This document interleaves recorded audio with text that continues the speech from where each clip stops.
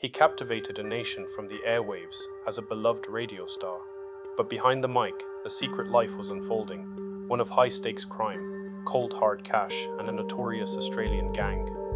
Nate Nauer was born in the month of September 1982 in Auckland, New Zealand, though he was raised primarily in Samoa.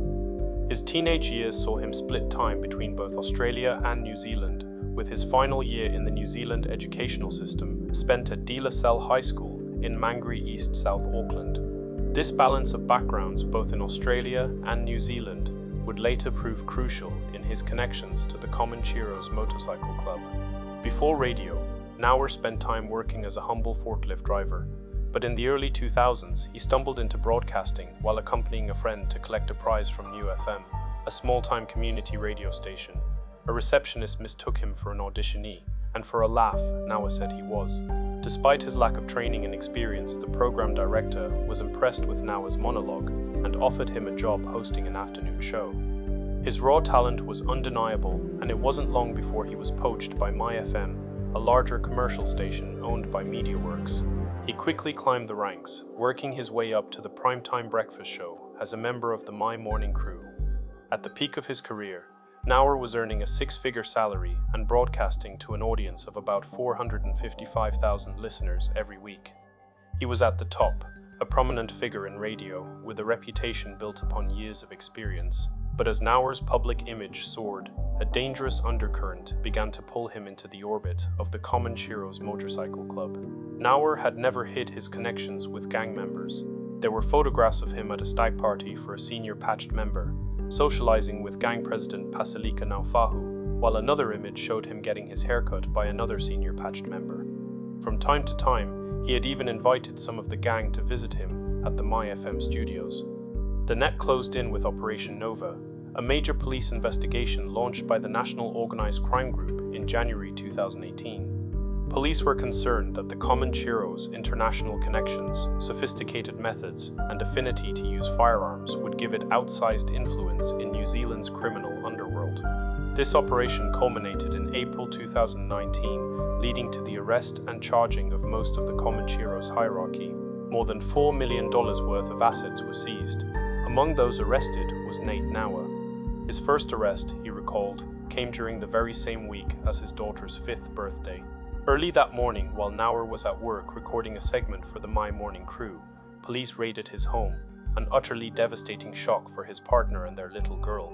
Later that day, still oblivious to what had occurred, he was pulled over by multiple police cars while on his way to a McDonald's in Green Lane, Central Auckland. The officers ordered him to turn off his engine and to put his hands out the window. Genuinely confused given his radio host profession, Nate wondered if they'd got the wrong guy. As he was put into a squad car, he asked what he was being arrested for. An empathetic police officer informed Nauer he was being charged with money laundering. Initially making remarks about the charge, he soon kept his mouth shut and only spoke when asking for a lawyer. This caused a shift in dynamics, with the police officers going from easygoing and friendly to now throwing him in a prison cell. He was held in lockup until 5 p.m. and released to appear in court the next day. Upon returning home, he found his house had been tossed upside down. Nauer was then contacted by good friend and co-host from the My Morning crew, Nixon Clark, about a news segment his wife had recently seen on TV.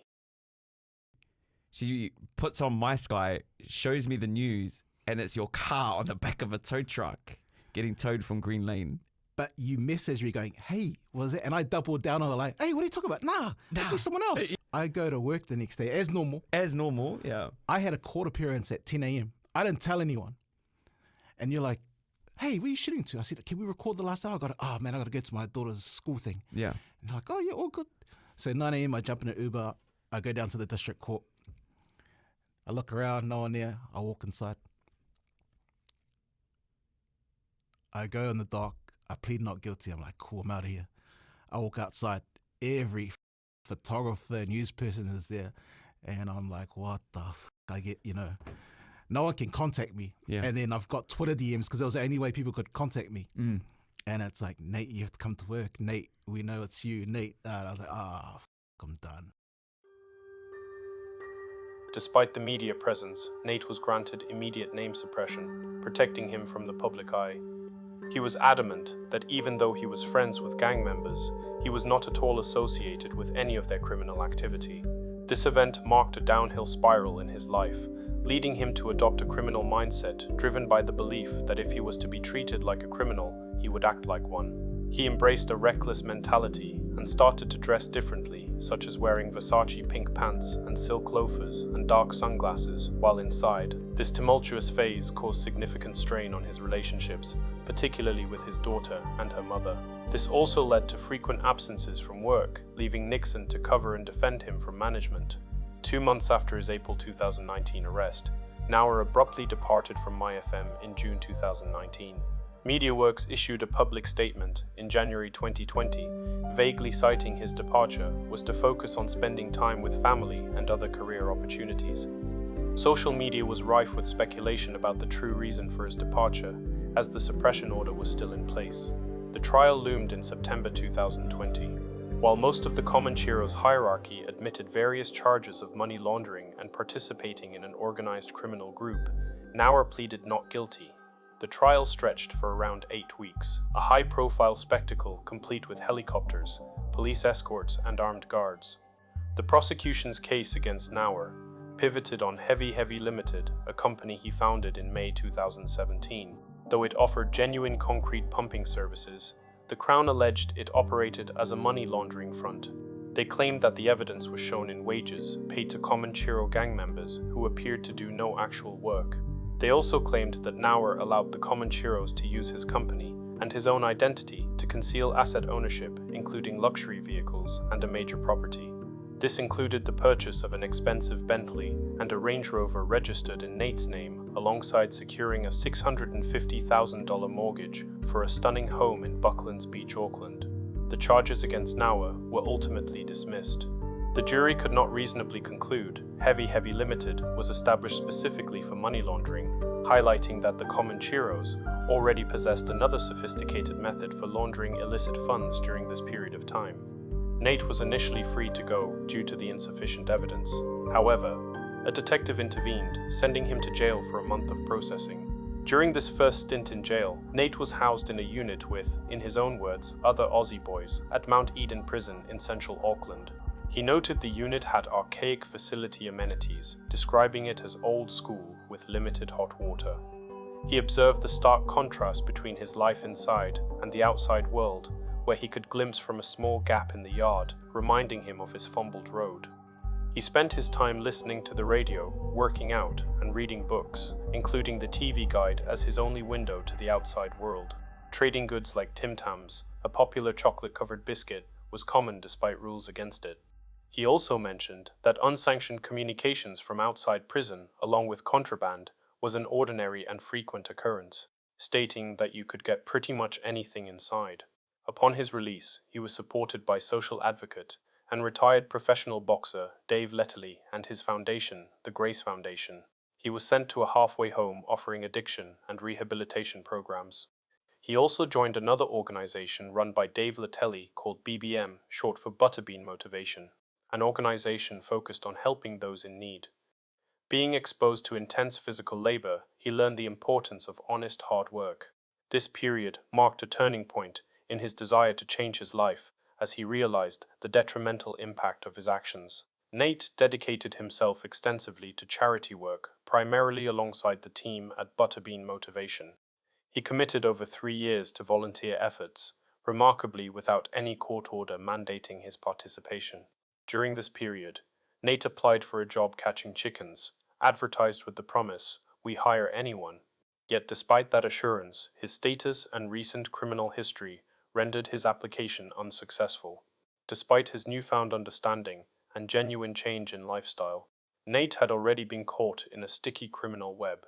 The criminal mindset he embraced after his April 2019 arrest had finally caught up to him. About 6 months after Nauer's arrest in Operation Nova, police became aware that he and a high-ranking Comancheros member were seen with expensive cars. Detective Sergeant Damien Espinoza, the officer in charge of Operation Nova, decided to start a new investigation named Operation Rider, scrutinizing the unexplained wealth the pair had accumulated while out on bail. Operation Rider uncovered the truth. Nate would make cash payments to a car dealer, Yonghao Huang, for luxury motor vehicles. They referred to money by the code word noodles, with Nauer distancing himself from the transaction by sending a driver to deliver the money. Huang allowed each vehicle to remain registered in the name of his company to disguise the vehicle's true ownership. The first transaction, a BMW X5 for $100,000, was purchased in November 2019 for Nate's partner. Huang messaged Nauer to ask if his partner liked the BMW, to which Nauer replied, "My brother, she loves it." Even though he was no longer working at MyFM, Nate could somehow afford $2,000 a week in rent, as well as household bills and spending money. The following month, a Mercedes-Benz E63 for $176,000 was acquired, with Nate sending $100,000 in cash via his driver to Huang, meeting in the car park of the Gillies Avenue Badminton Court in Epsom. Over the course of Operation Rider, Nate purchased 3 more vehicles from Huang, a BMW M5 for $50,000, an Audi RS6 for $178,000, and a Mercedes-Benz G-Wagon for $275,000. They also charged Nate over a $100,000 payment made to a lawyer. The evidence was shown in a text he sent to Huang stating, "Can you help me with lawyer? I bring noodle." Further texts from March 2020 showed that Nate saw the COVID-19 lockdown as a business opportunity. White-collar people are partying hard right now. He messaged his partner 3 days into the lockdown. One of the boys visited a mansion party where they spent $12,000, he wrote in another, adding an emoji of someone blowing their nose in a veiled reference to snorting cocaine. "I exist in a different world," Nauer told his partner. "Why do you think I get paid so much?" Nate pleaded guilty, receiving 2 years and 9 months in prison on the 24th of May 2023. He received a 20% discount for his guilty plea and small discounts for previous good character and rehabilitative efforts. This second incarceration, much like his first stint, occurred during the pandemic. This, combined with an understaffing issue, led to a strict 23-hour daily lockdown in his cell, with only an hour of outdoor time. Visitors were largely restricted, with in-person visits only resuming late into 2023. However, Nate chose not to have visitors or even talk to family on the phone during his time in prison, not wanting them to think of him in that environment. Despite the hardships, Nate described prison as a spiritual retreat if with the right people, giving you a chance to refocus your life. He was released from prison on home detention in September 2023, after roughly 5 months into his 2-year, 9-month prison sentence.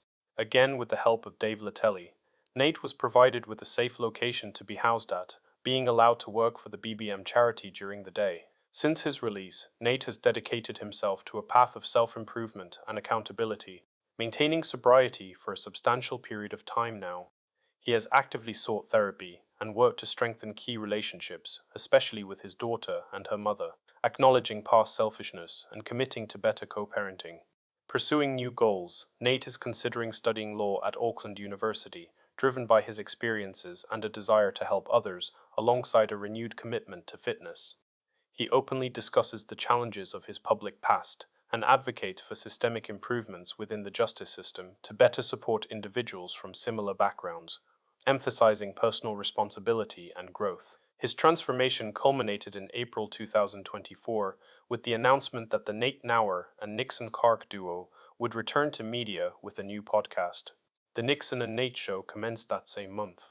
Nauer expressed profound gratitude for this second chance, aiming to share unfiltered stories and promote more Pacific or Maori voices within the media landscape. Ultimately, Nate Nauer's story is one of profound transformation and self-reflection, embodying a compelling journey of rise, fall, and subsequent redemption. The very qualities that propelled Nate to the glitz of the spotlight, talent, personal ambition, and a relentless hunger for more, tragically became the same traits that drew him deep into the web of organized crime. In Nate's own stark words, he admitted falling for the oldest trick in the book, believing the grass looked greener on the other side. It's a compelling narrative of order clashing with chaos, illustrating what can happen when even the most gifted and inherently positive traits can lead one astray if not properly managed. What are your thoughts on the complex journey of Nate Nauer? Share your perspectives in the comments below. If you found this documentary informative, please Please consider liking this video and subscribing for more in-depth explorations of overlooked, lesser-known stories. Who else would you like to see us detail next? Your engagement helps us continue to shed light on otherwise unheard narratives.